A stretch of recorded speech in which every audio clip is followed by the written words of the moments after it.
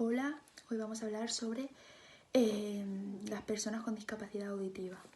Vamos a hablar sobre su definición, sobre las causas, sobre la clasificación, las características de la sordera, las consideraciones que hay que tener en cuenta sobre la actividad deportiva para personas con discapacidad auditiva. Vale, su definición.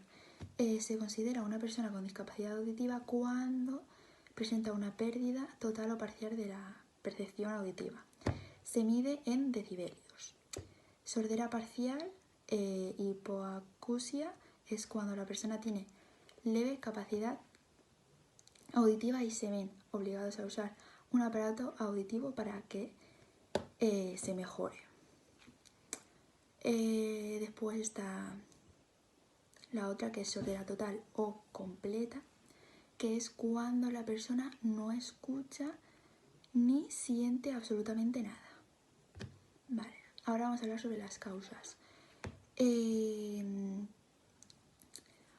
Por malformaciones, traumatismos o inflamaciones del oído externo. Otra es por alteraciones en el mecanismo que conduce los impulsos sonoros desde el pabellón auditivo al oído interno.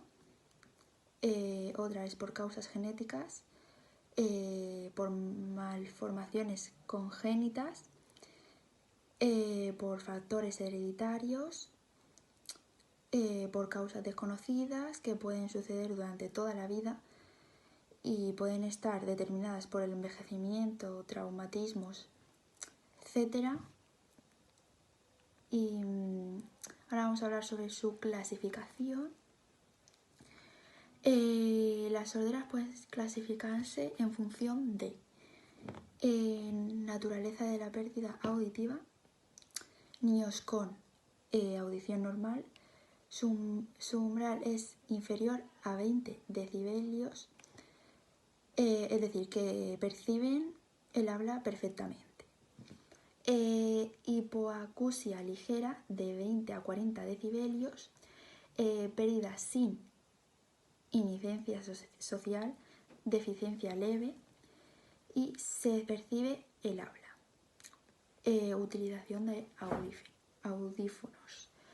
Hipocausia mediana de 40 a 70 decibelios, percepción normal con voz elevada. Estructuración del pensamiento verbal. La otra es hipoacusia grave de 70 a 90 decibelios, que tienen dificultad en la estructuración cognitivo-lingüística.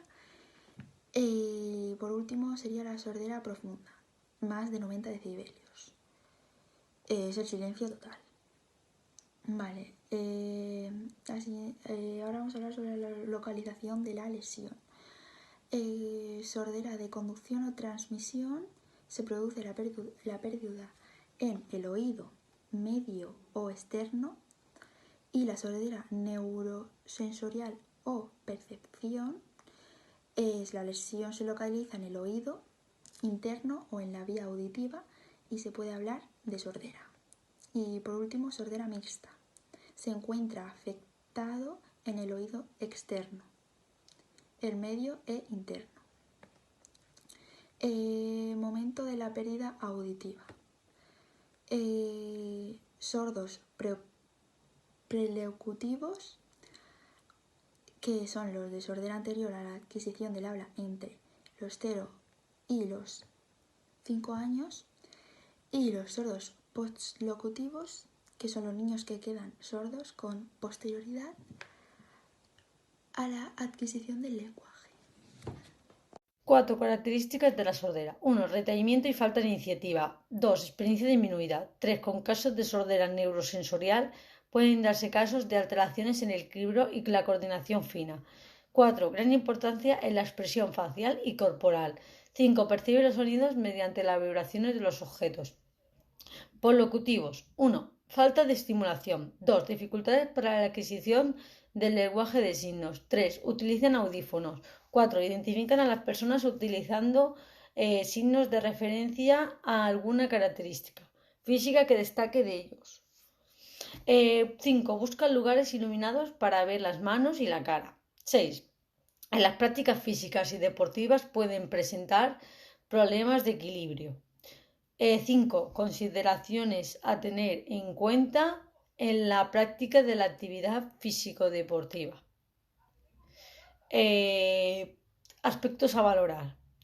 Actitudes de los sujetos, tener en cuenta sus puntos fuertes y flojos, los problemas que presenta por la falta de estimulación de comunicación oral, tanto con el profesor como los compañeros, estrategias que el niño utiliza para aprender, pautas de actuación, llamar la atención antes de empezar a hablar y no hablar si no te pueden mirar, no dar consignas mientras paseamos por el espacio, colocarse la luz y vocalizar bien, hablar despacio, no tener nada en la boca, chuches, chicles, etc.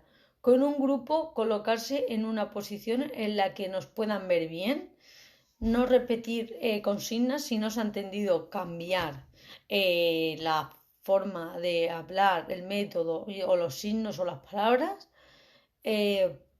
Las personas con discapacidad auditiva necesitan recursos para la comprensión, para comprender las consignas. Recursos para la comprensión de consignas.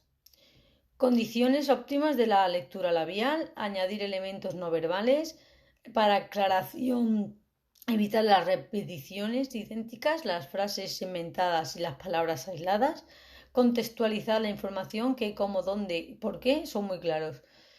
Recursos para la realización de juegos. Iniciar la sesión explicando cuáles serán los juegos y el orden de realización. Transmitir las consignas preferentemente a través de la ejemplificación visual. Asegurar el conocimiento y la comprensión de las normas. Buscar alternativas a las señales acústicas para que el alumno con deficiencia pueda seguir las incidencias. Buscar alternativas como establecer gestos previamente explicados. Cuando el profesor se suba a un banco, todos deben acudir, pedir que se oriente a través de la imitación del modelo de los juegos, de los compañeros, situación concreta sobre el espacio, etc. 6. Actividad deportiva para las personas con discapacidad auditiva. Se han constituido entidades deportivas para sordos que tratan de fomentar el deporte de este colectivo. FEDS, Federación Española de Deportes para Sordos, CISS, Comité Internacional de Deporte para Sordos, competiciones, Liga Nacional de Ajedrez, baloncesto, fútbol, etc. Olimpiadas silenciosas e internacionales, y deberemos adaptar el deporte a los condicionantes de la discapacidad auditiva con ayuda visual de las indicaciones de los jueces durante la competición. El concepto de deporte adaptado puede ser el siguiente: actividad física de carácter lúdico y competitivo, reglada, institucionalizada, practicada por personas con discapacidad u otras condiciones limitantes. Generalmente supone la adaptación de un deporte ya existente o la creación de uno nuevo para un colectivo con una discapacidad concreta. Una persona con discapacidad que practica deporte suele tener mayor autoestima, mejor educación, mayor satisfacción y mayor felicidad, mientras que las personas con discapacidad y que son sedentarias tienen mayor riesgo de desarrollo de enfermedades cardiovasculares, hipertensión arterial, diabetes, etc. La clasificación de deportes para minusválidos. Si la actividad física para las personas normales es muy importante, para las personas minusválidas es vital. Esto es debido a que necesitan potenciar al máximo sus zonas dañadas para compensar sus deficiencias y desenvolverse lo mejor posible. El deporte para estas personas se clasifica en 5 fases. 1. La rehabilitación. La primera fase de actividad física adaptada y su objetivo es dotar a la persona de mayor movilidad, suficiente para adaptarse a su nuevo entorno y llevar una vida lo más normal posible.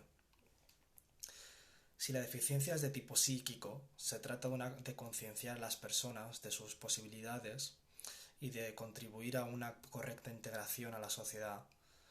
Si la deficiencia es psicomotora, habría que hacer entonces un trabajo más complejo, que incluiría compensar la falta de coordinación y elaborar un correcto esquema corporal. El trabajo es normalmente individualizado y se lleva a cabo por personal sanitario y tiene pocas posibilidades lúdicas y recreativas.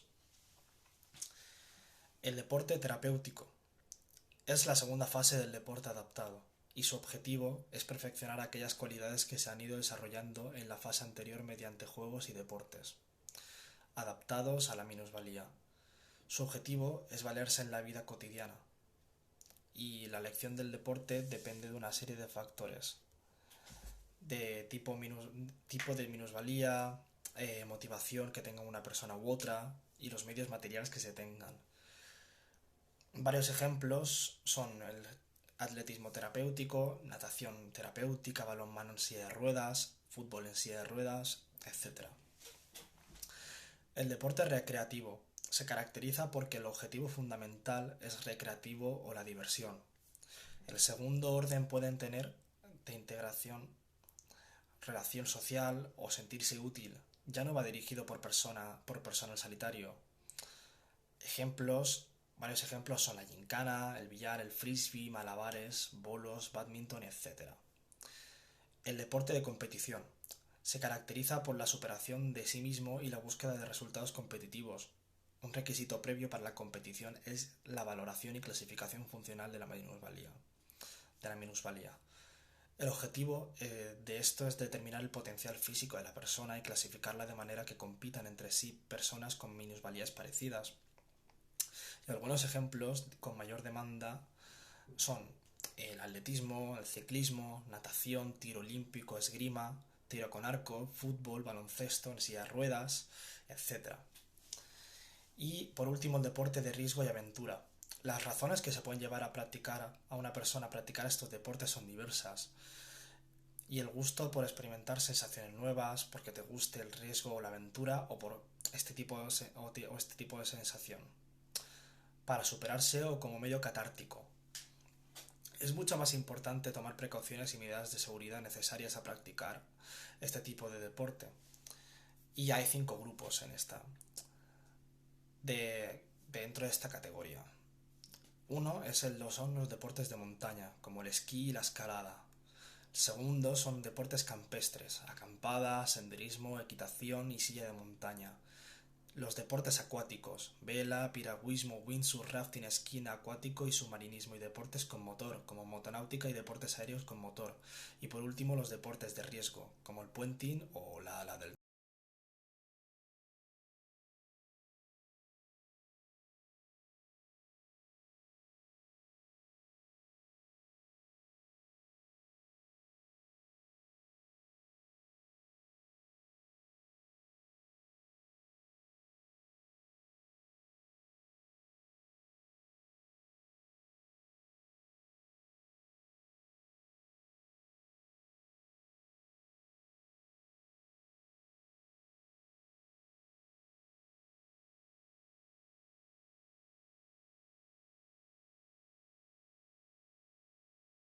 Para finalizar el tema 6 os voy a hablar de los puntos 3, 4 y 5. El punto 3 son los objetivos del deporte adaptado, que son promover la autosuperación, mejorar la autoconfianza, mejorar las cualidades perceptivo-motoras, mejorar las funciones motoras sensoriales y mentales, promover el deporte como estilo de integración, estimular el crecimiento armónico, previniendo deformidades y vicios posturales y les ayuda a desarrollar técnicas específicas de la disciplina deportiva que les corresponda.